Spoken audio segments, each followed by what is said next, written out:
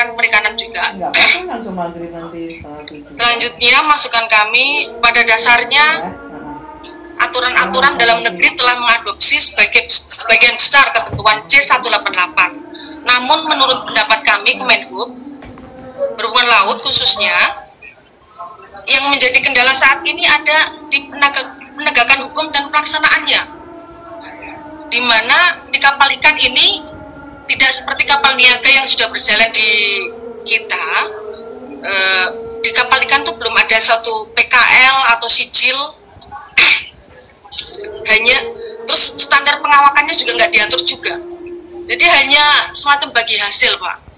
Saya pikir kalau ada PKL antara pemberi kerja dan terima kerja, nanti ini mungkin dari sisi diketahui oleh pemerintah, Pak. Diketahui oleh pemerintah di kapal niaga. Jadi Cipta Kerja menguatkan posisi KKP dalam pengurusan sertifikat keselamatan kapal ikan. Kita tidak menolak untuk itu, tetapi perlu dipertimbangkan kembali ratifikasi dengan tata kelola yang baik, Pak, untuk kapal ikan.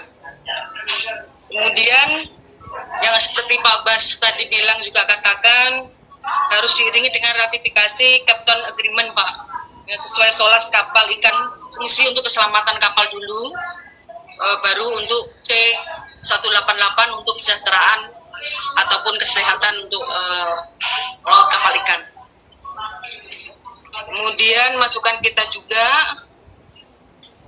kita udah meratifikasi MLC 2006. MLC kita sudah menyampaikan pelaksanaan di lapangan ke Kementerian Tenaga Kerja.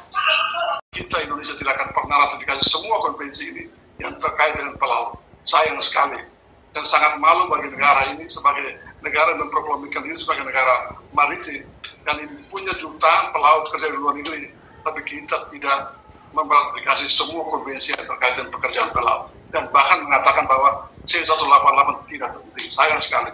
Saya nggak tahu ibu kerja di negara yang mana. Ya. Lalu yang berikutnya adalah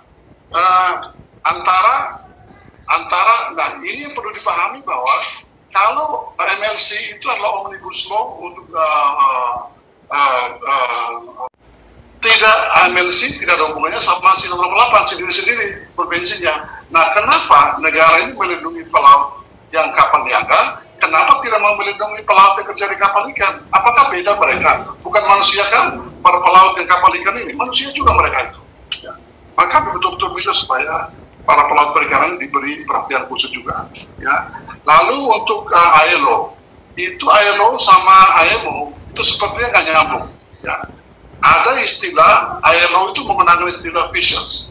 Lalu IMO itu menggunakan istilah fishing vessel personnel. Ya, saya pahami bahwa istilah ini sedang mau diselesaikan melalui subkomite IMO.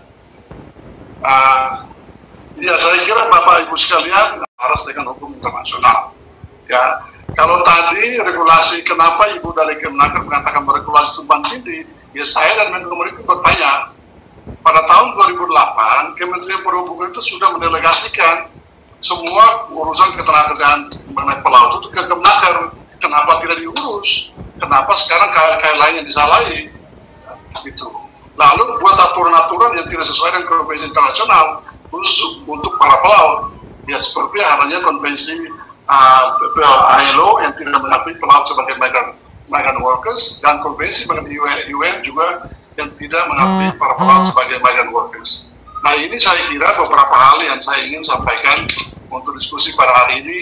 Tapi terakhirnya saya ingin mengatakan bahwa para pelaut perikanan itu adalah manusia dan mereka memerlukan perlindungan yang sama, perlakuan yang sama.